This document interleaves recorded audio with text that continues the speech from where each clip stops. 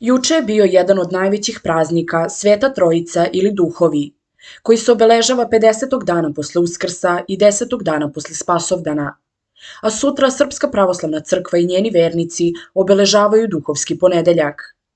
Duhovi predstavljaju i rođendan hrišćanske crkve, a nazivaju se još i Trojice. Trojičin dan, silazak Svetog Duha na apostole. Po značaju to je treći praznik posle Uskrsa i Božića i kao oni takođe se slavi 3 dana.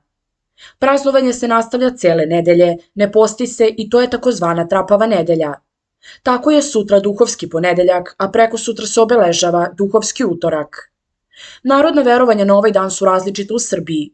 Veruje se naime da će one devojke koje se umiju vodom, u kojoj je stajalo cveće od kojeg se pletu venčići, preko cele godine imaće čisto i belo lice.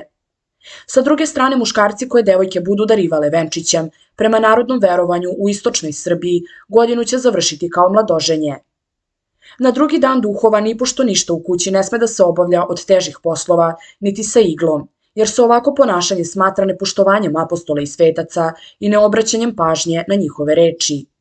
U zapadnoj Srbiji pak običaj je da se na ovaj dan ukućani sete preminulih u toj godini i prirede im simboličnu trpezu kako bi sačuvali dom od zlih sila. Duhovski ponedeljak je prvi dan posle Duhova i u mnogim evropskim i ostalim zemljama se praznuje kao neradan dan.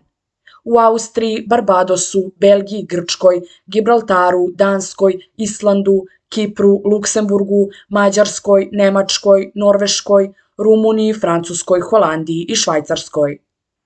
Ako vam se sviđa ovaj video, možete pogledati i video koji se trenutno nalazi na ekranu.